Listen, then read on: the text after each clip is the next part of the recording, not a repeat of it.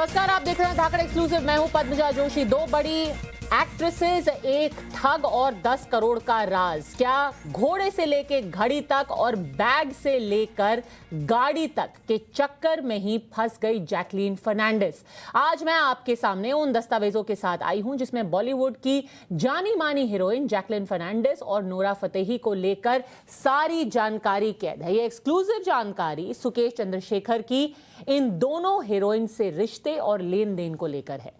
सुकेश चंद्रशेखर, याद रखिए, वो आदमी है जिस पर 200 करोड़ रुपए की मनी लॉन्ड्रिंग का केस चल रहा है और जो इस वक्त जेल में बंद है।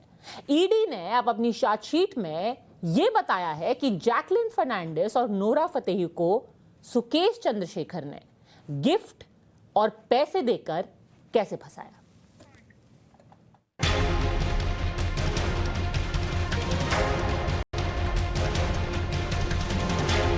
सुकेश चंद्रशेखर ने जैकलीन को अपने झांसे में लाने के लिए उसी की मेकअप आर्टिस्ट शान को जरिया बनाया। जैकलीन से दोस्ती करने के लिए सुकेश ने खुद को गृह मंत्रालय का एक अधिकारी बताया और ये दावा किया कि वो जयललिता के राजनीतिक परिवार से। सुकेश ने जैकलीन को व्हाट्सएप कॉल किया और अपना नाम शेखर रत्नवेला बताया। फरवरी 2021 से लेकर 7 अगस्त 2021 तक सुकेश लगातार जैकलीन के संपर्क में था। इस दौरान सुकेश ने जैकलीन और उसके परिवार के सदस्यों को कई तोहफे भी दिए। चार्टर्ड फ्लाइट की बुकिंग, महंगे होटल में रहना और साथ में स्क्रिप्ट राइटर को कैश दिया। अपने बयान में जैकलीन ने कहा,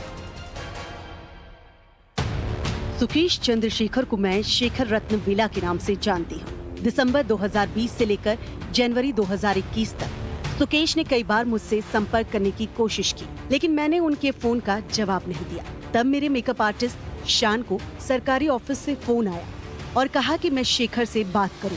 वो एक बड़े अधिकारी हैं और मुझसे बात करना चाहते हैं। सुकेश ने मेरी बहन गिरालाडिन को 1.5 लाख US$ का लोन दिया और मेरे भाई वॉरेन के अकाउंट में 15 लाख रुपए ट्रांसफर किए। सुरेश तापोरिया के जरिए उन्होंने एक घोड़ा खरीदा और मुझे तोहफे में दिया। सुकेश ने मुझे 3 डिजाइनर बैग, गुच्ची की 2 ड्रेस, लुई विटॉन की 1 जोड़ी जूते, 2 जोड़ी हीरे की इयररिंग और 1 ब्रेसलेट और 2 हर्मीज ब्रेसलेट भी दिए। सुकेश ने मुझे मिनी कूपर कार भी तोहफे में दी थी, जो मैंने वापस कर दी थी। सुकेश ने मेरे लिए 15 लाख रुपए भी अदीप्ता काला के घर भिजवाए थे। जैकलीन ने ईडी अधिकारियों की पूछताछ में बताया है कि वो सुकेश चंद्रशेखर के संपर्क में थी। जैकलीन के मेकअप आर्टिस्ट ने सुकेश चंद्रशेखर की बातचीत जैकलीन से कराई थी। सुकेश चंद्रशेखर ने जैकलीन के मेकअप आर्टिस्ट को अपने आप को गृह मंत्रालय के बड़े अधिकारी के रूप में पेश किया था और साथ ही कहा था कि वो एक बड़े चैनल का मालिक है और वो जैकलीन के साथ एक फिल्म बनाना चाहता है। इस मामले में सुकेश चंद्रशेखर का बयान भी 12 अक्टूबर 2021 को दर्ज किया गया, जिसमें उन्होंने कहा, जैकलीन मेरी बहुत अच्छी दोस्त रही। मैंने उन्हें कई कीमती तोहफे भी दिए, जिसमें गुची बैग, जेवरात, महंगे कपड़े, 15 जोड़ी इयररिंग, 5 बर्किन बैग, शनैल और ईव सां लॉरेंट के बाद महंगे जूते, सुपर लग्जरी ब्रांड के ब्रेसलेट, चूड़ियां, रोलेक्स और फ्रैंक मुलर रोजा डेवियस की घड़ी गिफ्ट। इन तोहफों की कीमत करीब 7 करोड़ रुपए थी। मैंने जैकलीन की बहन जेनी को अमेरिका में सफेद रंग की एक BMW X5 series car gift की। दीपक रमानी के जरिए 1,80,000 US$ जेनी तक पहुंचा है। जैकलीन के पेरेंट्स को मसरैती और पोर्श कार बहरीन में दिलवाई। ऑस्ट्रेलिया में जैकलीन के भाई को 50,000 US$ दिलवाए। जैकलीन के कहने पर ही 15 लाख रुपए अद्वैता काला के घर भेजे। बॉलीवुड एक्ट्रेस नोरा फतेही का बयान भी 2 बार रिकॉर्ड हुआ, जिसमें उन्होंने साफ कहा कि उनके लिए एजेंसी की तरफ से एक चैरिटी इवेंट बुक हुआ था। दिसंबर के पहले हफ्ते में मैं LS कॉर्पोरेशन, जो लीना पॉल की कंपनी और उसके एक चैरिटी इवेंट में गई। लीना मारिया पॉल ने मुझे एक गुच्ची का बैग और एक आईफोन गिफ्ट किया था। लीना ने स्पीकर ऑन करके मेरी बात अपने पति सुकेश से भी करवाई। सुकेश ने कहा कि वो मेरा फैन है और एक BMW कार उन्हें तोहफे में देगा। LS कॉर्पोरेशन से किसी शेखर ने मुझे कॉल किया और मैंने उन्हें अपनी बहन के पति बॉबी का नंबर दे दिया। आगे की बात करने के लिए मैंने बॉबी से कह दिया कि मुझे कार नहीं चाहिए, क्योंकि पहले से ही मेरे पास एक कार है। बॉबी ने जब ये बात शेखर को बताई तो उन्होंने कार शेखर को तोहफे में दे दी। इस कार की कीमत तकरीबन 64 लाख रुपए। इस मामले की जांच की आंच अभी बॉलीवुड की केवल 2 अभिनेत्रियों तक पहुंची है। लेकिन ईडी के सूत्रों की माने तो सुकेश चंद्रशेखर ने अपनी पूछताछ में कई और नाम सामने लाए हैं जिनका खुलासा होना अभी बाकी है। कैमरामैन रणधीर झा के साथ मोहित ओम, टाइम्स ऑफ भारत, दिल्ली। दिल्ली से हमारे दोनों सहयोगी मोहित ओम हमारे साथ दिल्ली से जुड़े हैं और मुंबई से शिवानी मिश्रा हमारे साथ इस वक्त लाइव है। मोहित, सबसे पहले आपसे पूछना चाहूंगी कि अभी जो जैकलिन फर्नांडिस और नोरा फतेही से पूछताछ की जा रही है वो बतौर संदिग्ध है या गवाह?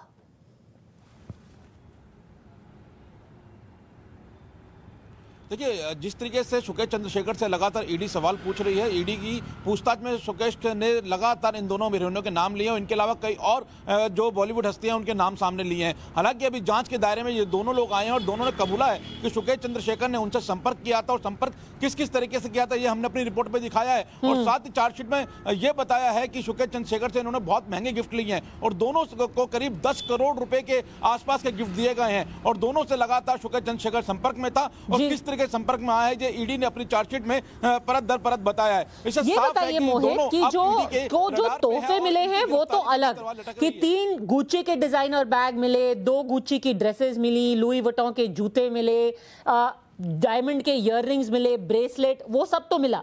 साथ ही साथ पैसे दिए गए हैं $1.5 लाख US उनकी बहन को दी गई हैं और 15 लाख रुपए उनके भाई को दिए गए हैं। क्या जैकलिन फर्नांडिस ने कभी ये पूछा कि एक गृह मंत्रालय के अधिकारी के पास इस तरीके से पैसे कैसे रहे हैं?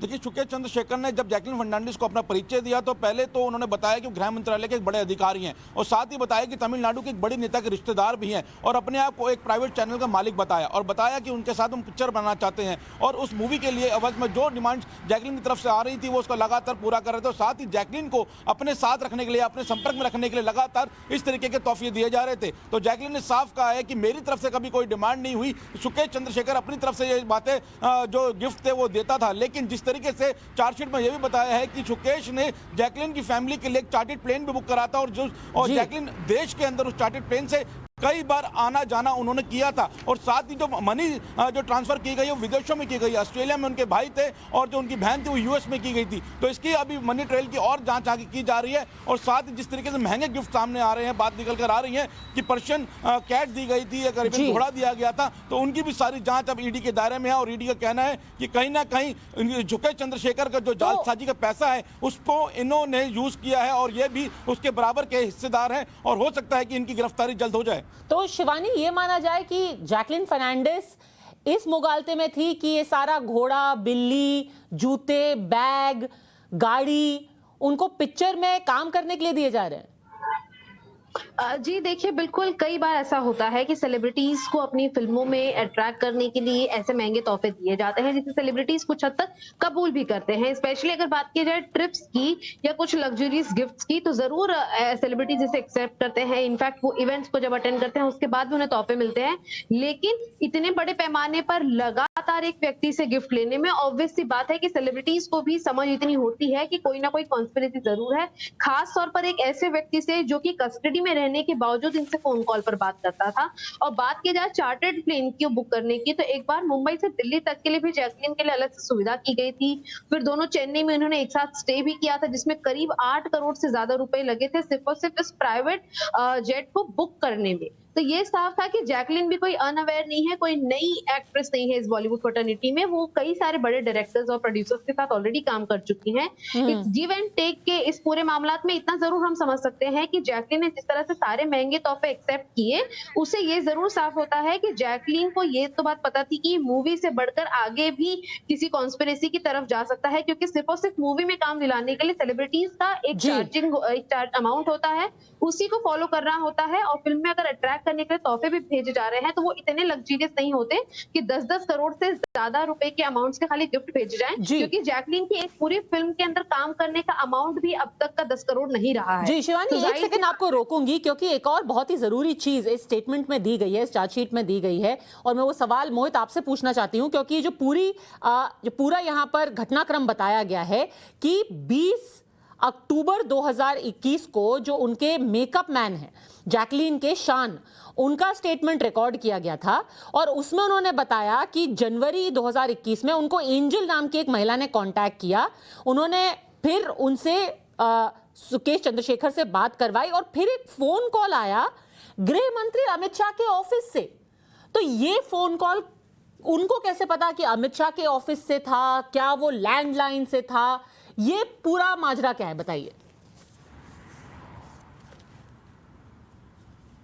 देखिए, सुकेश चंद्रशेखर ने जो स्नूफिंग के जरिए कई लोगों को इस तरीके से कॉल किया करता था और अपने को बड़ा अधिकारी बताता था, और ये इसकी पूरी जांच जो है ईडी भी कर रही है और साथ ही दिल्ली पुलिस की ईओडब्ल्यू भी कर रही है। उनको भी कई सारी कंप्लेंट्स हैं, उसी मामले में सुकेश चंद्रशेखर अभी गिरफ्तार भी हैं। तो सुकेश चंद्रशेखर के लिए किसी सरकारी नंबर का प्रयोग करना या अपने को बड़ा अधिकारी बताना बहुत आसान काम हो चुका था, क्योंकि जिस तरीके से सुकेश चंद्रशेखर का पूरे क्राइम रिकॉर्ड निकल कर आ रहा है, तो बता लगा है कि स्नूफिंग के जरिए उन्होंने कई लोगों से संपर्क साधा था। और जिस महिला की नाम बात सामने आ रही है, उसको 4 दिन पहले ईडी ने गिरफ्तार किया है। उसका नाम पिंकी ईरानी है, और पिंकी ईरानी ने ही शान से सुकेश चंद्रशेखर की बातचीत कराई थी, और सुकेश चंद्रशेखर ने भी बताया था कि पिंकी ईरानी के जरिए ही वो शान से मिला था। और सारे जो फिर जैकलीन के पास जब गया है और जितनी भी जो ट्रांजैक्शन हुई है, जो भी तोहफे दिए गए हैं, उसके बीच पिंकी ईरानी का कहीं ना कहीं संपर्क साधा हुआ था। और पिंकी ईरानी को इसी आरोप के बाद 4 तारीख को 4 दिन पहले गिरफ्तार किया गया है। जी मोहित, सारी जानकारी के लिए आपका धन्यवाद। एक सवाल आपसे और मैं पूछना चाहती हूं, और वो है नोरा फतेही को लेकर के जो 63 लाख रुपए की गाड़ी शिवानी उनको दी गई थी, वो किसके एवज में थी? देखिए, इस पर भी नोरा फतेही का एक ही क्लेम था कि इवेंट जब उनका हो गया था, चैरिटी इवेंट के लिए वो पहुंची थी एक जगह पर, जिसके बाद उन्हें एक लग्जरियस बैग मिला, साथ ही साथ एक आईफोन मिला था। और जब पूरा इवेंट खत्म हो गया था, तो उसके बाद उन्हें सुकेश द्वारा कांटेक्ट किया गया था। सुकेश द्वारा उन्हें कहा गया था कि as a gesture of honour हम आपको ये गाड़ी गिफ्ट करना चाहते हैं, इसीलिए उस गाड़ी को नोरा फतेही ने एक्सेप्ट किया था। तो ये जरूर साफ हो गया है कि सुकेश द्वारा ही वो डायरेक्ट कॉन्टैक्ट किया गया था और एक इवेंट की एवज में जैकलीन फर्नांडिस को ये गाड़ी दी गई। जी, इवेंट के एवज में गुडविल के तौर पर 63 लाख की एक गाड़ी नोरा फतेही को भी दी गई। ये सारी जानकारी अब इस चार्जशीट में कैद है, और क्या इस मामले में निकल करके आता है, इस पर लगातार शिवानी और मोहित नजर बनाए रखेंगे। फिलहाल सारी जानकारी के साथ हमसे जुड़ने के लिए आप दोनों का बहुत बहुत धन्यवाद। और अब बात उस शहादत की जिसके बाद हर हिंदुस्तानी का खून खौल रहा है। जम्मू कश्मीर में कायर आतंकियों ने पुलिस पार्टी पर कल शाम हमला किया, जिसमें 3 जाबाज वीर गति को प्राप्त हो गए। आतंकी हमले में शहीद हुए शफीक अली को आज उनके गृहनगर ले जाया गया, जहां पूरे राजकीय सम्मान के साथ उन्हें श्रद्धांजलि दी गई। आतंकियों के इस हमले को कश्मीर के आईजी विजय कुमार ने बड़ी साजिश बताया है, जिसे पूरी योजना के साथ अंजाम दिया गया है। पुलिस ने यह भी कहा है कि वो जल्द ही इस हमले के पीछे जो भी आतंकी संगठन है उनको गिरफ्तार कर लेंगे। पर चौंकाने वाली बात यह है कि अभी लोग गम से, गुस्से से उबल रहे हैं, और वहीं पे जम्मू कश्मीर के कुछ ऐसे नेता हैं जो अभी भी पाकिस्तान का राग अलाप रहे हैं।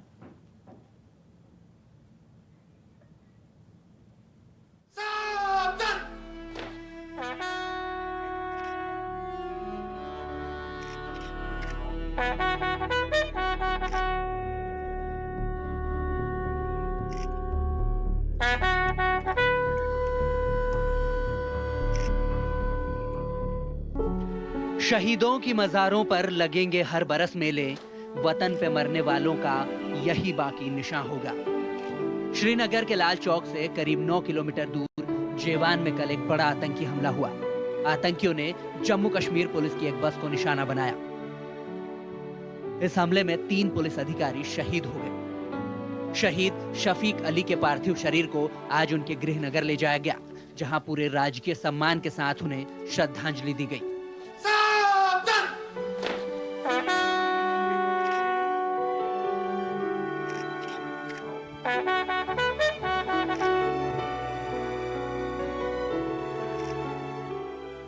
आतंकियों ने सोमवार को श्रीनगर के बाहरी हिस्से में पुलिस की बस पर फायरिंग की थी। आतंकियों की इस कायराना हरकत में 13 पुलिसकर्मी घायल भी हुए। पुलिस की बस पर हुई हमले की जिम्मेदारी जैश-ए-मोहम्मद के बनाए गए कश्मीर टाइगर्स ग्रुप ने ली है। पुलिस की जवाबी कार्रवाई में एक आतंकी भी घायल हुआ है, जो त्राल की ओर भाग गया। ये वो इलाका है, ये वो तंग गलियां हैं ज़ेवन की, जहां से मिलिटेंट्स जो बाहर निकले हैं और उसके बाद मेन रोड पे जो बस है उस पर अटैक किया गया। हालांकि जम्मू कश्मीर पुलिस का जो स्टेटमेंट आया है उसमें ये बताया जा रहा है कि 3 मिलिटेंट्स थे जिन्होंने मल्टीपल लोकेशंस जो है फायर ओपन किया है। अभी भी देख सकते हैं यहाँ पर सर्च ऑपरेशन चल रहा है। ये सीआरपीएफ के जो लोग हैं वो पूरे जो गलियाँ हैं उनको सर्च कर रहे हैं और कहीं ना कहीं कोशिश है कि वो मिलिटेंट्स जो हैं उनको न्यूट्रलाइज किया जाए। लेकिन इन्हीं गलियों से जो है जो बुलेट केसिंग्स कल जम्मू कश्मीर पुलिस ने रिकवर की हैं, जाहिर तौर से ये पता चलता है कि जो मिलिटेंट्स थे वो ट्रेन थे और साथ ही साथ जो वेपन था उनके पास में वो AK-47 था, जिसकी वजह से जो है अंधाधुंध गोलियां जो हैं वो चलाई गई जम्मू कश्मीर आर्म्ड पुलिस की बस पे। हमले के दौरान बस में 25 जवान बैठे हुए थे। बस कैंप तक पहुंचने ही वाली थी, लेकिन कैंप से कुछ ही दूरी पर आतंकियों ने बस पर अंधाधुंध फायरिंग कर दी। आतंकियों ने सबसे पहले बस के टायर पर फायरिंग की। जब बस रुक गई तो उसमें सवार पुलिस वालों पर गोलियां बरसा दी।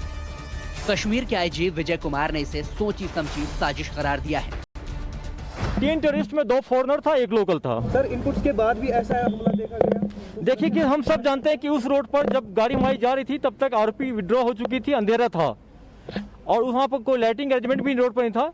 तो जितना हम लोग प्रिवेंटिव मेजर ले रहे हैं, लाइटिंग अरेंजमेंट भी कराएंगे, आरोपी को एक्सटेंड करेंगे और हम लोग कुछ उसमें BP व्हीकल प्रोवाइड करेंगे। सर क्या आपको लगता है ये अटैक जो है प्लान था, क्योंकि जो बस जो है उस टाइम पे आ रही थी और उनको पता था? बिल्कुल ये प्लान अटैक था और जिस ढंग से हम देख रहे हैं कि उनको रेकी कर रहा है, पहले से रेकी किया होगा। ये देखता हो कि रूटीन में बस डेली ड्यूटी करके ऑफ होने के बाद शाम में आती है कैंप में। ये डेली रूटीन वर्क में बस आती है जाती थी और हम लोग को इनपुट बहुत मिला है, उसको फर्दर डेवलप कर रहे हैं और इस ग्रुप को जल्दी न्यूट्रलाइज करेंगे हम लोग। इस कायराना आतंकी हमले के खिलाफ जम्मू में लोगों का गुस्सा भी फूटा और उन्होंने पाकिस्तान के खिलाफ जमकर प्रदर्शन किया। लोगों ने पाकिस्तान के खिलाफ जमकर नारेबाजी की है। लोगों ने पीएम मोदी से पाकिस्तान और जम्मू कश्मीर में बढ़ते आतंकवाद के खिलाफ तुरंत और सख्त कदम उठाने की मांग की है। बहुत गुस्सा है जम्मू कश्मीर की आवाम में और पूरे देश की आवाम के दिलों में। आज पूरा जम्मू कश्मीर दहशत में है, डरा हुआ है और आज हमें बेहद गुस्सा है। इसीलिए हमने मिशन स्टेटहुड जम्मू कश्मीर ने पुतले और पाकिस्तान के झंडे जलाए हैं, आतंकवादियों के झंडे जलाए हैं। और हमारा ये सीधा सीधा संदेश है देश के प्रधानमंत्री नरेंद्र मोदी जी से कि आप जम्मू कश्मीर का दौरा करें। पार्लियामेंट में जम्मू कश्मीर को लेकर के किस तरीके से आप खून खराबा रोकने जा रहे हैं, इसके ऊपर बयान दे। टॉप ऑफिसर्स जो है जम्मू कश्मीर पुलिस के, पैरामिलिट्री फोर्सेस की इस पूरी सिचुएशन का अभी भी जायजा ले रहे हैं क्योंकि एक बड़ा अटैक माना जा रहा है और दरअसल जो रिटेलिएशन की जम्मू कश्मीर आर्म्ड पुलिस के लोगों ने, उसमें एक मिलिटेंट भी जख्मी हुआ है, ऐसा जम्मू कश्मीर पुलिस का स्टेटमेंट है। कैमरा पर्सन शफीक मलिक के साथ सोहिल जैनान, टाइम्स ऑफ नव भारत के लिए। इस काराना हमले के बाद नेशनल कॉन्फ्रेंस के नेता फारूक अब्दुल्ला से पूछा गया क्या अब भी वो पाकिस्तान से बात करने की वकालत करते हैं। सुनिए उन्होंने क्या कहा। सर, कश्मीर और दिल्ली की दूरी दूर हो ये आप बार बार कहते हैं, ठीक है, लेकिन पाकिस्तान से बातचीत की पैरवी आप करते हैं। मैं करता हूं, मैं करता रहूंगा, मैं करता रहूंगा, मैं करता रहूंगा जितने मर्जी है आपकी, आप जो भी कहें। मगर उसके बगैर देखिए देवी गौड़ा जी ने भी कोशिश की थी, ये नहीं आप कह सकते नहीं की, इसकी किताब में लिखा हुआ है। मगर कोशिश करनी है। अगर आप ये समझते हैं कि आखिरी बुलेट बंद होगा फिर हम बात करेंगे, वो बहुत देर हो गई होगी। ईशान वानी हमारे सहयोगी इस वक्त श्रीनगर से हमारे साथ लाइव जुड़ गए हैं। दिल और दिल्ली की दूरी तो पता नहीं ईशान, पर इस वक्त जो कश्मीर के नेता कह रहे हैं और जो कश्मीर की आवाम सड़कों पर कह रही है, उसके बीच में काफी दूरी लग रही है।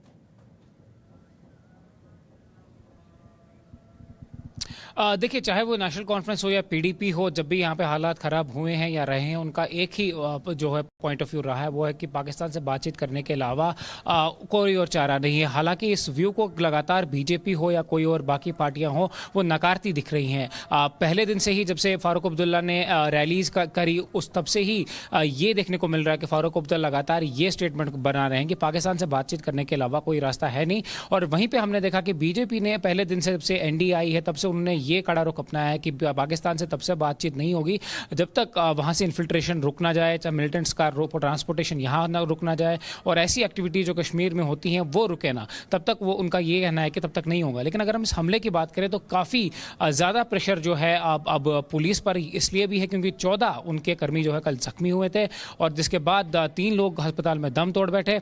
हालांकि पुलिस का ये कहना है साफ तौर पर कि 2 जो है उसमें फॉरेनर थे जो कि पाकिस्तान से हैं और एक जो है वहाँ पर लोकल था।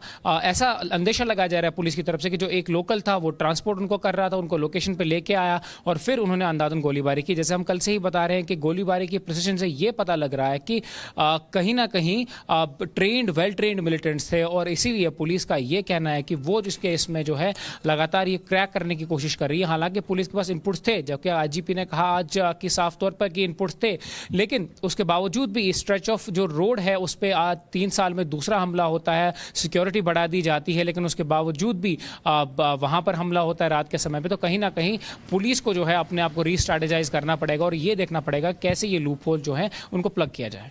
जी, और आज ईशान श्रीनगर की गलियों में कई ऐसे लोग भी थे जो कि बाहर निकल करके आए, पाकिस्तान के खिलाफ नारेबाजी की और खास तौर पर उन आतंकियों के खिलाफ जो कि पाकिस्तान के पैसों पे पल के कश्मीरियों का खून बहाते हैं। सारी जानकारी के साथ जुड़ने के लिए आपका ईशान बहुत बहुत धन्यवाद। वक्त हो गया है एक छोटे से ब्रेक का। ब्रेक के उस पार हम आपको बताएंगे कि कैसे कुछ महिलाएं कश्मीर में कोशिश कर रही हैं कि वो अपनी आमदनी बढ़ाएं, कैसे उनको दबाया और डराया जा रहा है, वो एक्सक्लूसिव ब्रेक के उस पार। आप देख रहे हैं धाकड़ एक्सक्लूसिव। लगातार आप टाइम्स नाउ नवभारत पर देखते हैं कि कैसे भारतीय सेना हर दिन देश की सुरक्षा में तैनात रहती है, पर वो सिर्फ हमारी सुरक्षा की ही तैनाती नहीं करते बल्कि जम्मू कश्मीर में अब महिलाओं को सशक्त करने पर भी काम कर रहे हैं। पर कुछ कट्टरपंथियों को ये भी रास नहीं आ रहा और वो अपनी नफरती सोच को लेकर इस मुहिम के खिलाफ प्रोपेगेंडा चलाने में लगे हैं। कट्टरपंथियों की बौखलाहट की क्या वजह है, पहले वो जान लीजिए।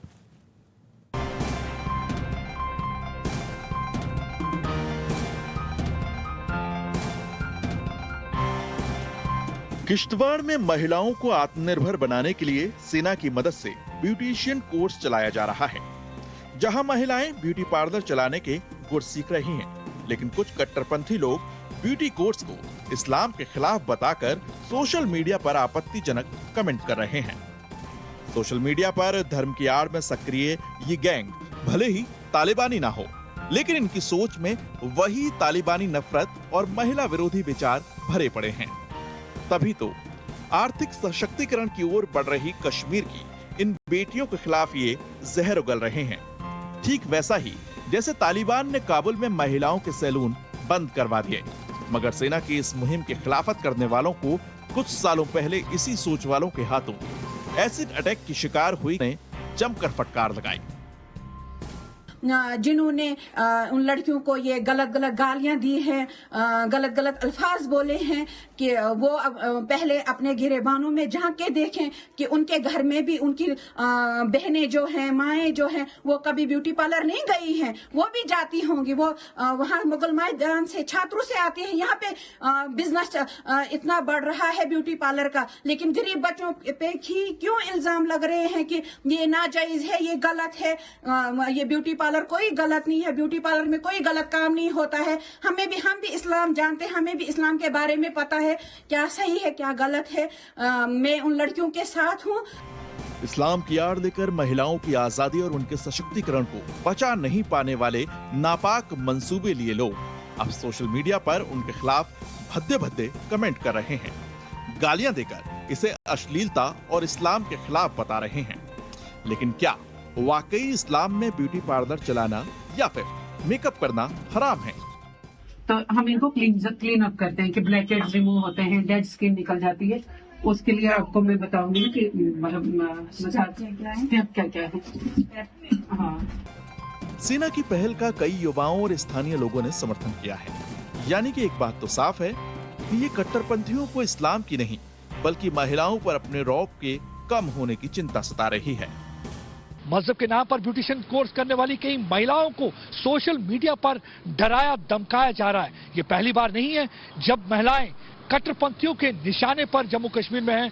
90 के दशक में भी ऐसा देखा गया था, बुर्का ना पहनने पर कई अत्याचार किए जाते थे महिलाओं पे। एक बार फिर से डराने धमकाने का दौर शुरू हो गया है, लेकिन अब इस बार ये देखना है क्या ये समाज के ठेकेदार मजहब के नाम पर महिलाओं को अपनी इकोनॉमिक एम्पावरमेंट की उड़ान भरने से रोक पाएंगे या नहीं। अमित भारद्वाज के साथ प्रदीप दत्ता, टाइम्स ऑफ भारत के लिए। चलते हैं सीधे प्रदीप दत्ता के पास। सबसे जरूरी बात कि ये तालिबानी सोच वाले लोगों की अभी तक पहचान हो पाई है प्रदीप?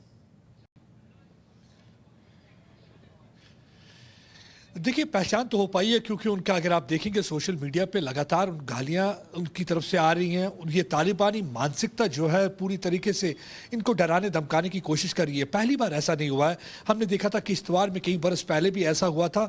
गुलनाज नाम की एक लेडी थी जिसने एक ब्यूटी पार्लर स्टार्ट किया था। उस समय उसको एसिड उसके मुंह पर फेंक के उस पर अटैक किया था, उसे मारने की कोशिश की थी। लेकिन आज फर्क सिर्फ इतना है कि आज इनके डराने धमकाने के बावजूद आप देखिए किस तरीके से महिलाएं सामने आ रही हैं। वो कह रही हैं कि हमें आप इस्लाम का हवाला देके हमें काम करने से आप रोक नहीं सकते, क्योंकि ये काम करना जो है हम अपने घर की आमदनी बढ़ाना चाहते हैं, हमें इकोनॉमिक एम्पावरमेंट देगा और इससे हम अपने घर बार ज्यादा अच्छी तरह चला सकेंगे। तो इसलिए आप हमें इस्लाम ना सिखाइए, हमें मालूम है इस्लाम क्या है। तो ये एक बदलाव जो आया, ये जो हवा बदली है, ये बहुत ही एक अच्छी चीज है। क्योंकि पहले होता था कि अगर ऐसी कोई चीज होती थी औरतें डर के घर में बैठ जाया करती थी, लेकिन इस बार मुंह तोड़ जवाब दे रही हैं इन कट्टरपंथियों को जो उन्हें रोकने की कोशिश कर रहे हैं, जो उन्हें जंजीरों में जकड़ने की कोशिश कर रहे हैं ताकि ये इकोनॉमिक एम्पावरमेंट की उड़ान ना भर पाए। लेकिन इस बार औरतों ने ठान लिए आप चाहे जो मर्जी कर लें, हम अपना मुस्तकबिल बनाएंगे, अपना फ्यूचर बनाएंगे, अपने परिवार को देखेंगे, अपने रोजगार के साथ साथ दूसरों को भी रोजगार प्रोवाइड करेंगे। तो एक बहुत ही बड़ी जो मतलब एक चीज देखने को मिल रही है। कुछ साल पहले शायद ऐसा ना हो पाता। हमने देखा है 90 में कैसे